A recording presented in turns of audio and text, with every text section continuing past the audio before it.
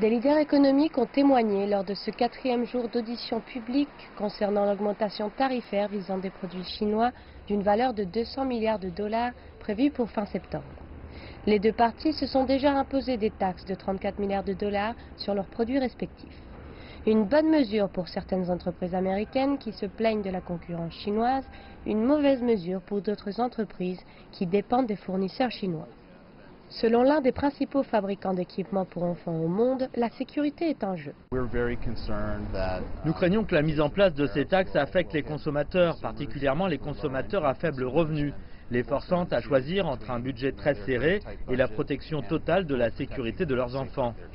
Alors que les auditions ont repris, Washington a aggravé la querelle en taxant également 16 milliards de dollars d'importations chinoises. Beijing a répondu en taxant le même montant de produits américains. Le président Donald Trump cherche à faire pression sur la Chine pour qu'elle change ce qu'il appelle ses pratiques commerciales injustes affectant les États-Unis.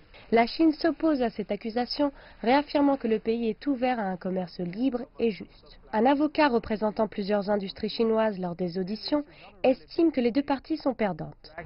Les affaires ne devraient vraiment pas être ainsi entraînées dans des disputes commerciales ou ce qu'on appelle la guerre commerciale.